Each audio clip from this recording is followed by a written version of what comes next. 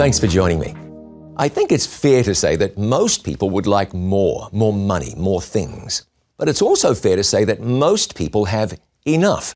That is, most people have enough to meet their needs. There's a big difference between wants and needs, and there's no doubt many people don't have enough money to be able to meet all of their wants. Look at Proverbs 21:20. It says, "There is treasure to be desired and oil in the dwelling of the wise, but a foolish man spendeth it up."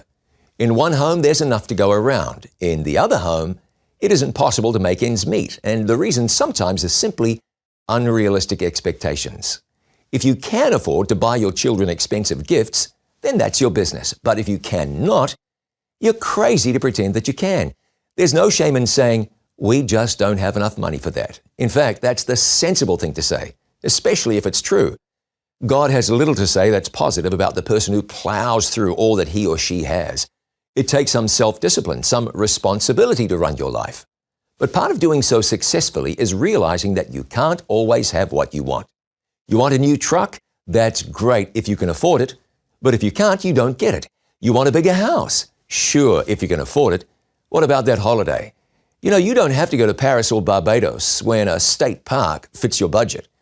It's important to realize that God isn't against wealth. But if you are not given wealth, it's really important to adjust your wants to fit your means. When you do that, when you're careful with your means and you spend what you have and you don't spend what you don't have, you'll be surprised just how much better things go.